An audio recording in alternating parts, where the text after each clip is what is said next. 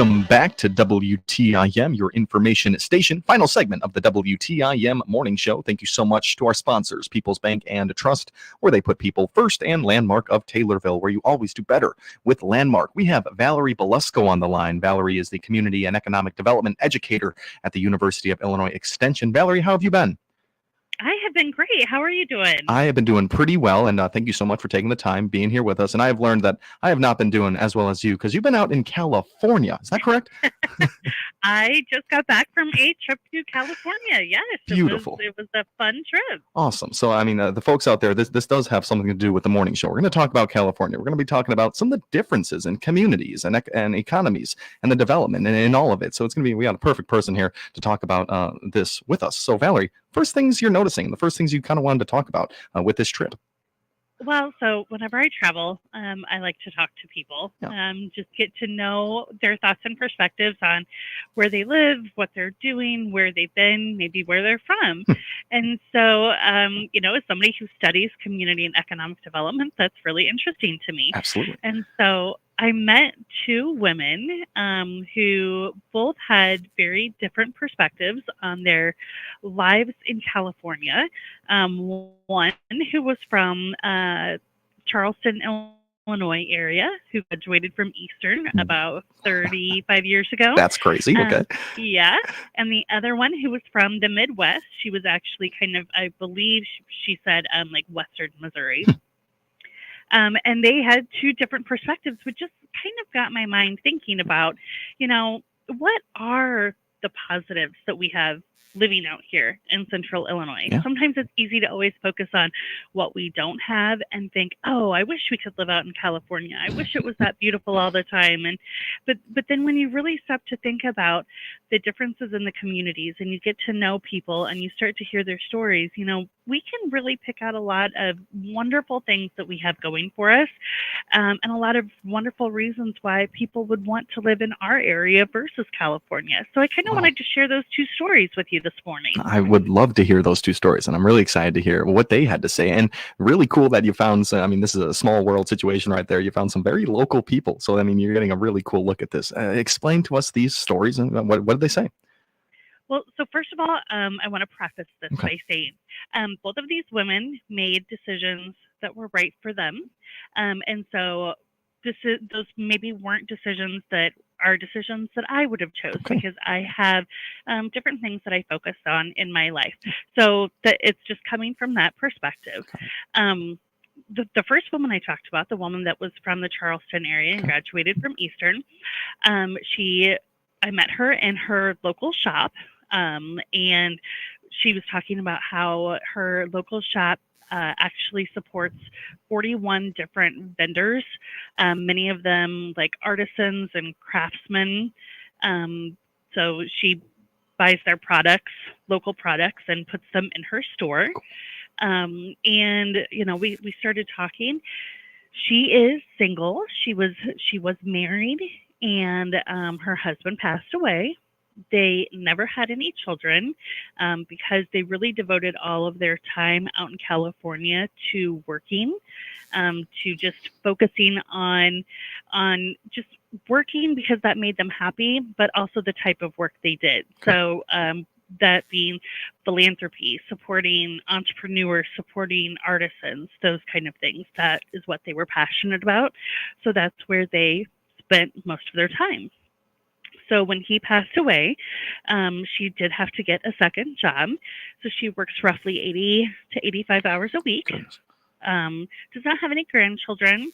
Many of her friends are people that she works with because, of course, when you work that many hours a week, you're pretty much working and sleeping, not doing much of anything else. Right.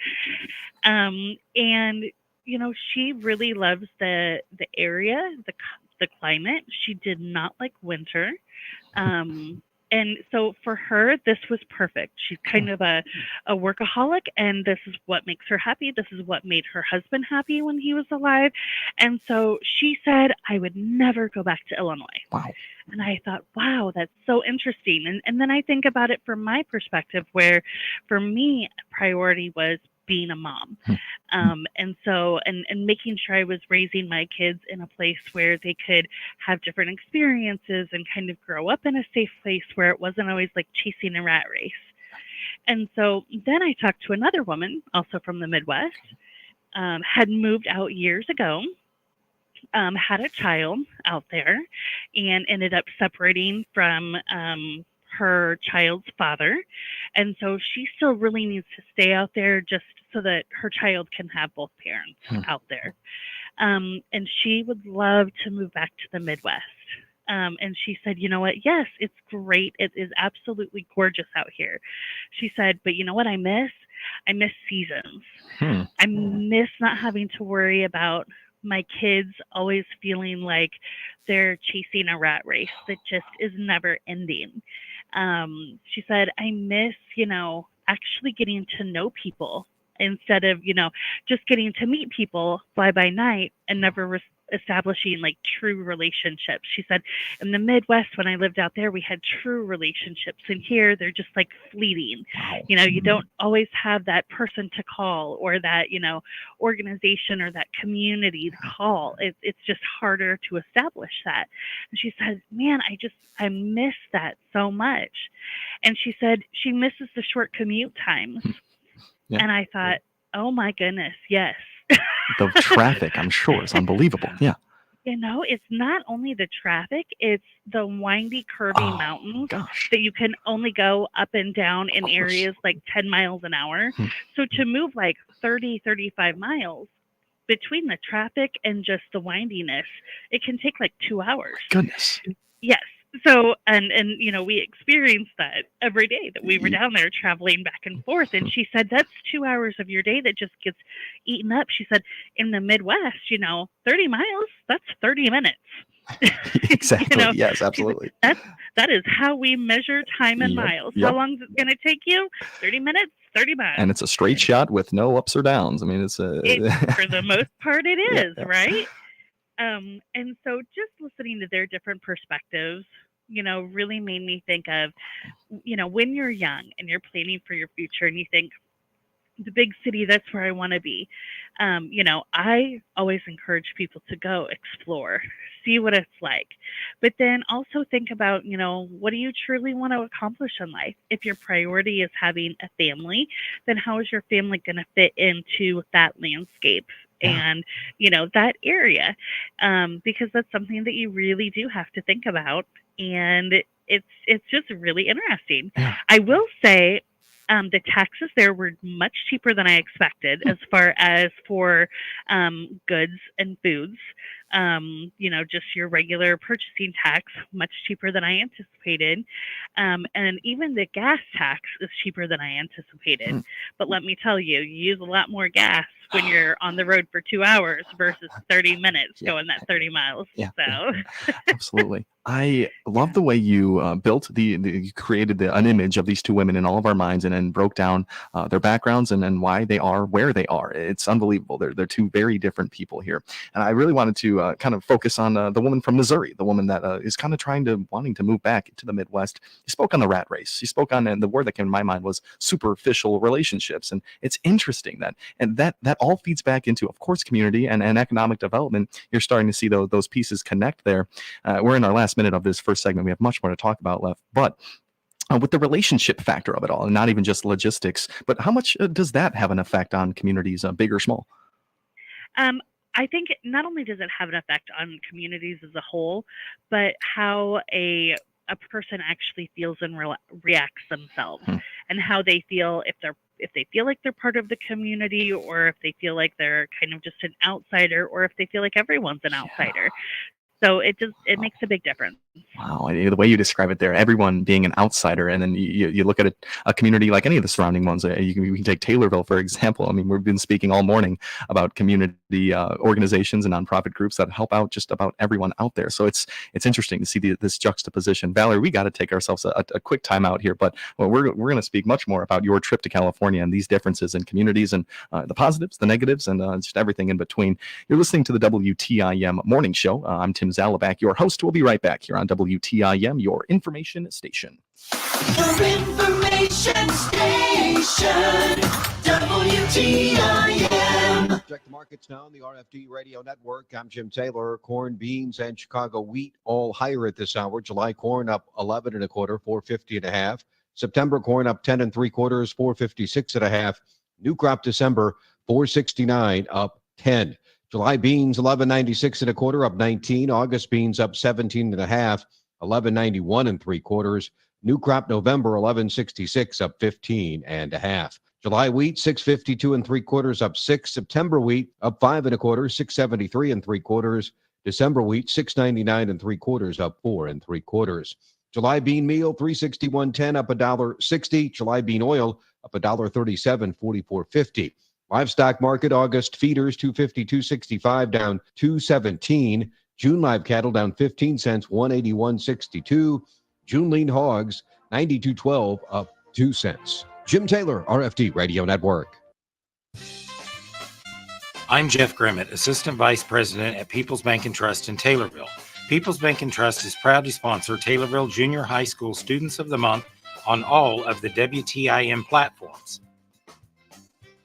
I'm Morgan Likes, the 6th grade student of the month. My parents are Danny and Christy Likes. School subjects I enjoy include math, English language arts, social studies, and science. This year at TJHS, I'm involved in band, jazz band, Gold Rush, and Scholastic Bowl. After high school, I'm considering sports or science as a career. A fun fact about me is I am a diehard Cincinnati Reds fan. Congratulations to these students on this honor from People's Bank and Trust. We put people first every day at People's Bank and Trust. Member FDIC. Your nonprofit organization can attract people to your fundraising event by reaching our 7 groups of listeners and readers. Hi, I'm Teresa Nelson, an account manager here at Miller Media Group.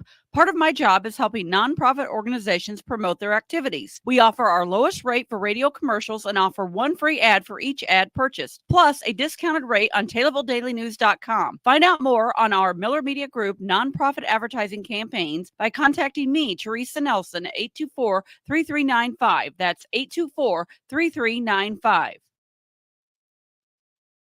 To learn more about Rolling Meadows Senior Living in Taylorville and the apartments they have available, click on their icon at TaylorvilleDailyNews.com. Jansen's Heating and Air is the home of Dr. Comfort, focusing on customer care for heating and air conditioning across Central Illinois for some 35 years. Find out their services, specials, and coupons by clicking their icon on TaylorvilleDailyNews.com. Your information station, WTIM. Welcome back to WTIM, your information station, right in the midst of the WTIM morning show with Valerie Belusco. Valerie is a community and economic development educator for the University of Illinois Extension. We've been talking all about her trip to California, the differences, the similarities in lifestyle, and just 2 very cool stories, 2 very different stories of women who have moved their lives out to California. Valerie, where can we go from here? We're speaking on just the differences and the reasons that they were out there and the reasons for staying and the reasons for leaving. Talk to me about some of the things that you noticed and positives or negatives about California. So, one thing that I noticed is just the houses and how they're designed, what the architecture looks like, and how they're painted.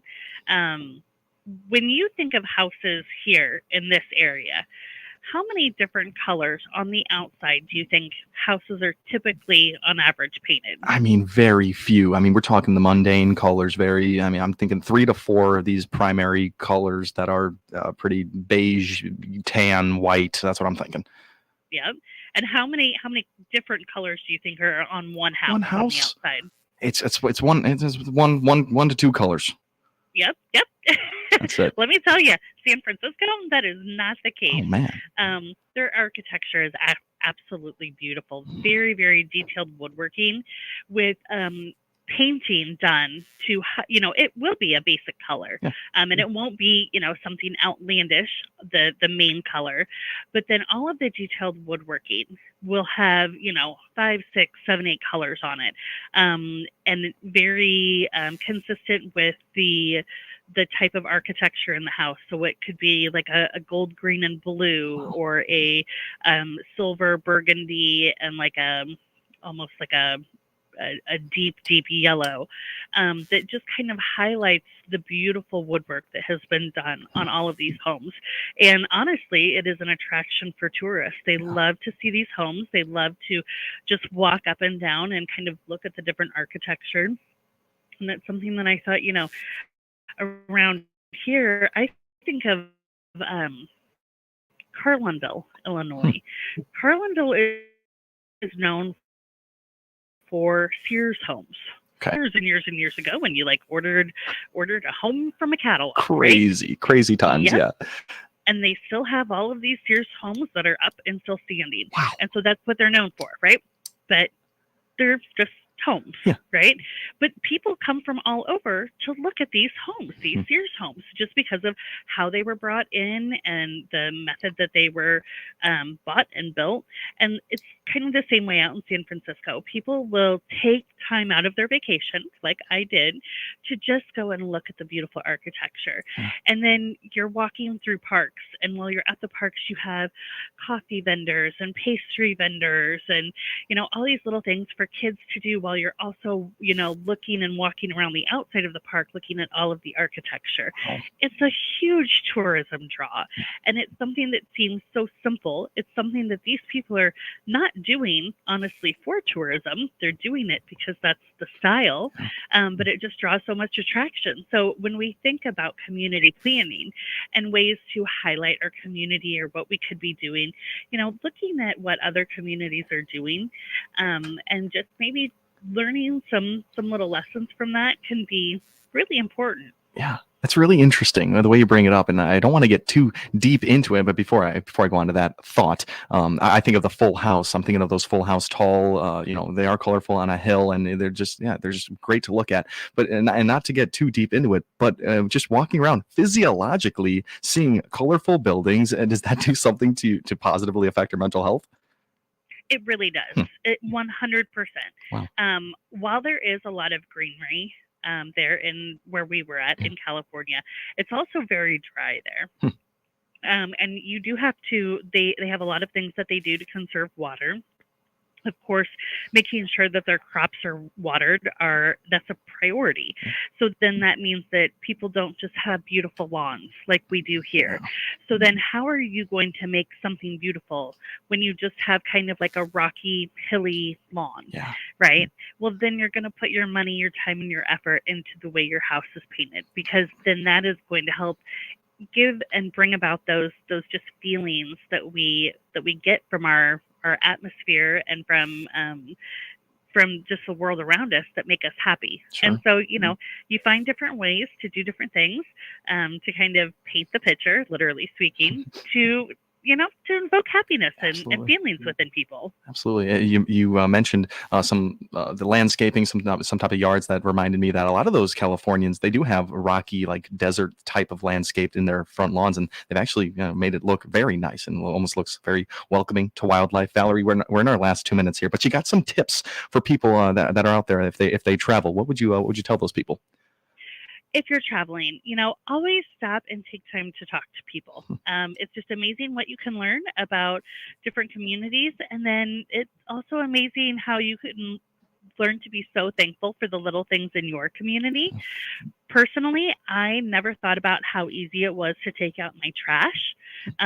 Where the house that we were staying in was at the top of the hill, and you have to hire people to go with pickups to grab your trash cans and bring them miles and miles down to the base of the hill so the trash collectors can come get the trash cans and then those people have to bring those trash cans back up My because goodness. it's too far to walk the trash cans down, and because the roads are so narrow, not a lot of people up there just own pickups that when they live there, those are work trucks. Yeah. And so all of this extra stuff, all of this extra time, Yeah. all of this extra money for something that I do so naturally and don't even think about when I take out the garbage. Yeah. It's 30 extra seconds out of my day. Yeah. It's not an extra 30 minutes out of my day or an Right. extra hour out of my day. So, taking time to learn about what other communities have to do that's different than yours can really make you thankful for the community that you live in. I love it. Valerie, thank you so much for taking the time and being here with us today. You're welcome. Thank you for having me. Absolutely. That was Valerie Belusco, Community and Economic Development Educator for the University of Illinois Extension. You've been listening to the WTIM Morning Show. The Big 870 WTIM Assumption Taylorville, 96.1 W241 CF Taylorville, 107.5 W229.